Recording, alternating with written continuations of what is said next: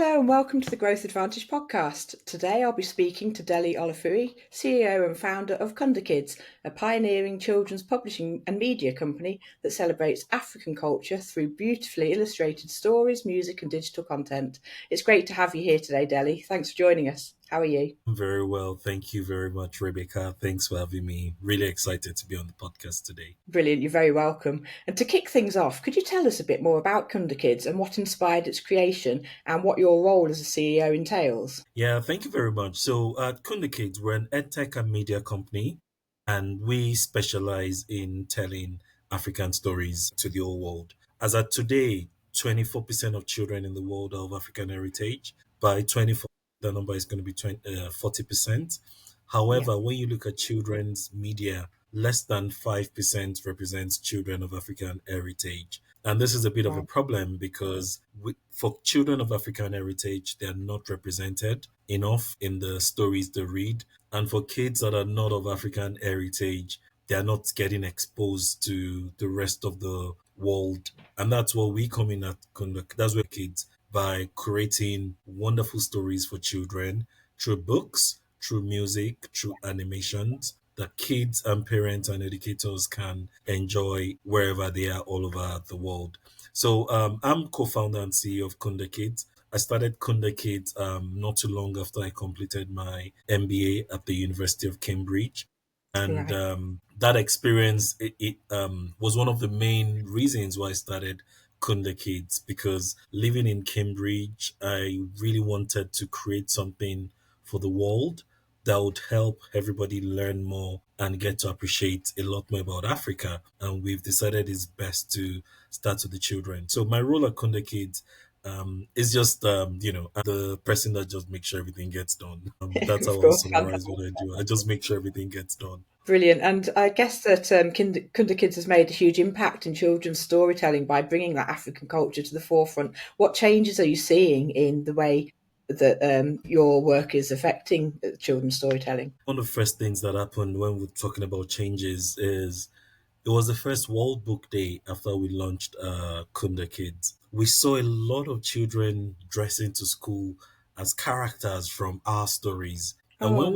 we started with children's books. Yeah. So there was a book series about Africa's little kings and queens. So there was a story about a little Shaka Zulu, a little Mansa Musa, a little Queen Ya Asantwa from Ghana. And kids were dressing in these characters and they felt proud because they're like, this is me. This is, I'm from Africa and I'm dressed today as Shaka Zulu, the great king from Oh, South Africa. I'm dressed as Queen Ya Asantwa from Ghana. And for us, that was the pivotal point when we realized we're onto something really great and we're solving a very critical problem. So that's one of the like first areas of impact. Another area of impact that we've seen is just kids celebrating the uniqueness of our stories and our music. So these days, we have a lot of people reach out to us from all over the world saying how much they love the songs that we've created because we've created a lot of our songs with Afrobeat inspired music. And they right. love this because they've never seen anything like this in the children's space before. That's amazing. And your story about the children going to World Book Day dressed as those characters, that got me really emotional, actually. I bet you were so proud to see that. That's real progress, isn't it? And from your perspective, how is the children's publishing and edutainment industry evolving, especially with the rise of digital platforms and global storytelling? Yes, so interesting. One of the big trends that we've seen in children's industry is the rise of audio. Yeah. Audio is a real fast growing segment in children's industry. Audiobooks, music, podcasts, they're really growing and they're growing very, very fast. And that's why we at Kunda Kids, we've created a specific audio division, which we're going to Right. fully launch in 2026 so that everyone can enjoy our audio assets from our books to music and podcast. And part of what is driving some of this trend is a lot of parents are beginning to understand the need for less screen time for their Yeah. children. Yeah. So between ages 0 to 1, a lot of parents are not giving their kids screen time. And what do they turn to? They turn to audio. when parents are on the go in the car, they can't play things for their kids. They turn to audio. They stream from audio platforms. And Yes. even in school, when there are parties, so like the rise of audio is becoming a big thing, and that's one big trend that we're seeing in the children's space. Traditionally, children's stories is usually about a book. Now you find audio is becoming such a really significant segment in the children's industry, and we're Yeah. capitalizing on that, and we're expecting to see a lot of growth in the company next year from audio. Fantastic. And what emerging technologies or digital tools are you using to help you operate more efficiently in that space? Yes, so we try to use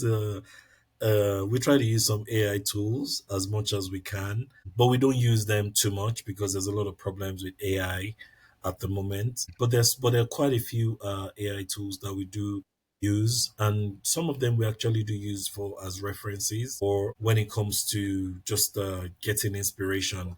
We have a chat with AI, but and it shares a few samples, and we're like, oh, that makes sense, and that Yeah. inspires how we often create. I'll say AI is a thing.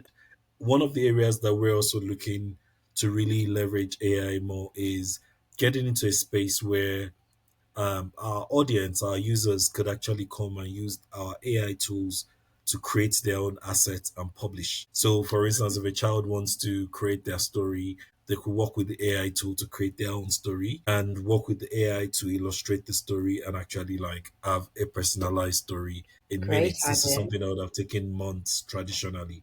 So, those are some of the ways that we're leveraging technology today. That's a really good idea to allow the empower those children to be able to create their own, like you say, images, etc. What a lovely idea.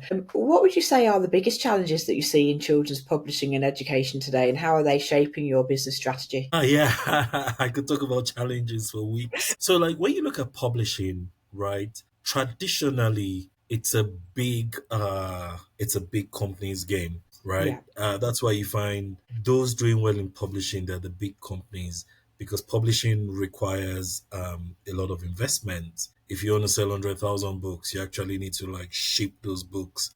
It requires holding inventory, the cost of inventory, cost of Yeah. capital.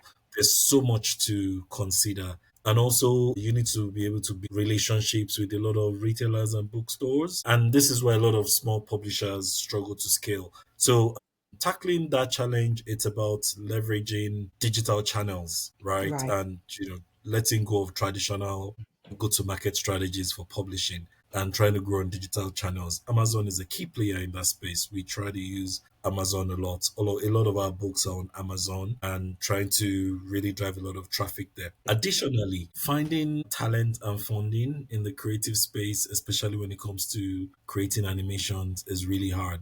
It's extremely hard. Yeah, finding because creating for kids is really, really it's not as straightforward because children are innocent. They wouldn't just pick you because this character looks cute. And they Yeah. need to find it entertaining and finding the right talent to work with and also getting the resources to be able to do this is really challenging. So those are two challenges. And another challenge that exists in the kids space is there is a massive amount of inventory. Right. Yeah. There are companies that have been doing this for decades. So there's a lot of inventory. So coming into the market and you need to find a way to be able to differentiate yourself sufficiently well enough Yes. while still appealing to the main audiences. And that's why we've been able to anchor a lot of our stories on telling African stories because that segment, even though there's massive inventory, there's very little inventory in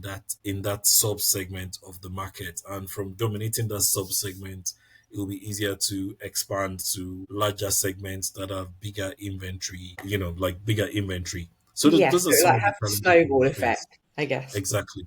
Yes, Exactly. fantastic. It was interesting that you say about that it's difficult to find the people that do the animations and storytelling, managing to find people that can hit the right target audience. It's interesting to hear that there's a shortage there. Also, attracting new readers, parents, and schools must be vital for your growth. How are you currently finding new audiences, and has this changed much in the past year? Yeah. So When it comes to finding new audiences, the difficulty there is unfortunately it's still a bit of a manual process, right? Right. Now there's some automation tools that you could use to try and reach a lot more people, but an educator will not just receive an email from a particular, from anybody and trust your resources Yeah. instantly. So you need to find the right ways to build relationships, connect to the right networks or communities and all of that, and get the right recommendation so that, maybe like a school association will reach you out. The challenge there is you do need some certain level of manpower. Yeah. Even as much as you can automate, the conversion will be low if you don't have the right level of manpower and relationships. So what we've done is we've decided to take this on a market by market basis Right. and put our resources into growing in one or two strategic markets first. Then we start expanding into other markets versus just trying to push everywhere at the same time and not gathering enough traction in any particular market. Right. Of course, understand. And what does your competitive landscape look like in your sector at the moment? So, are there more companies beginning to explore diverse storytelling and this educational content? Yeah, so we do have quite a few competitors Right. exploring a lot of what we do. The advantage that we have at Kunda Kids is we're taking this omni-channel approach whereby you're coming from, you want publishing, we have publishing, you want animations, we have animations, you want music, we want music. And the whole idea is to do everything exceptionally well, and as I speak, it's incredibly difficult but because there is somewhat of a first movers advantage that we're enjoying because we're going into a particular niche that hasn't been developed. And we also know competing is going to be really hard because it'll take quite a lot of resources to just build in the space. Building in the children's space is expensive and Yeah. also because of the kind of people you're competing against. So those are the things that we've done in terms of competitive advantage. We focus on our niche, but within that, we've created this omni-channel approach whereby you could enjoy a lot of resources from us, kind of like building a one-stop shop and Yeah. where your kids could have a great time, enjoy wonderful stories that represent them or are teaching them something new anchored on Africa. Sounds great. Like you say, a one-stop shop where they can find everything they're looking for in one space, which I can imagine is a real hook to bring them in and then to keep them interested. And what key metrics or performance indicators do you focus on to keep your business moving forwards? So one of the biggest things is is our reach and our returning users. So the key platforms we have our books. We sell our books mostly through Amazon these days, and unfortunately, Amazon wouldn't tell you who is buying, so you don't know if someone is buying every Yeah. week or not. But when we sell through our website too, and we do know the users that come regularly. But we have our app, the Kunda Kids app, which is a fantastic platform for storytelling. It has hundreds of stories. So on that, one of the main things we look at is the number of returning users. How Yeah. often are people coming back to use the app? Additionally, we look at the retention in terms of how long are they subscribing for, and and all of that, and also like their reading duration, how much time are they spending on the app, and how many stories are they completing, and all. So those are matrices that we look at with our animations on YouTube. We look at our number of views. Currently, we have over 4 million views monthly, Wow. and we Brilliant. look at the viewing hours because last month our monthly viewing hours was about 1 million viewing hours on Wow. YouTube. And for us, we know that's healthy for a new show in the kid space. We also look at the like average number of unique viewers we've had in the past 90 days, and currently we've had over 1 million unique viewers in the past 90 days. So our goals are to 5-10x these numbers over the next year as we continue to drive growth in this space. So that's kind of how we evaluate what we're doing with regards to our animations. Fantastic. Where would you see Kunda Kids in the next, say, 2 to 3 years? In the next 2 to 3 years, honestly,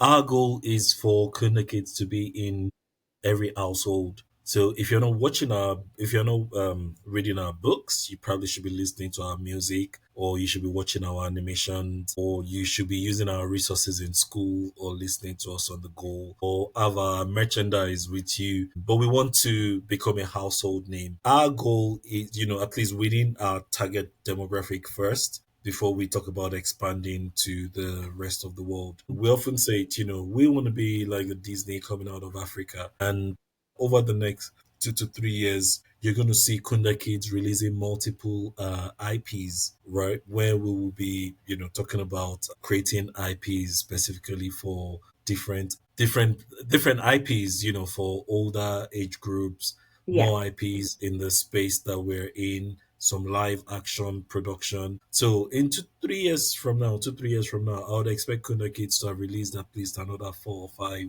new IPs in the space. fantastic. And so, how does the subscription model work? Do you have like a free level and then different paid levels depending on what people want to use? Yes. So on the Kunda Kids app, for instance, when you sign in, you can enjoy about 5 free stories. And when you've Right. exhausted your 5 free stories, then you'll need to pay subscription to continue. On YouTube, the content is free to watch on YouTube, right? Depending on what plan you have with YouTube. But a lot of people, at least 25% of those that watch us on YouTube are subscribers to the Right. channel, and we're encouraging a lot more people to subscribe so that the animations will always show up on their feed regularly. Fantastic. What strategies or initiatives have proven most effective in helping Kunda Kids achieve its goals so far? And are there any lessons learned from things that haven't worked so well for you to get where you are now?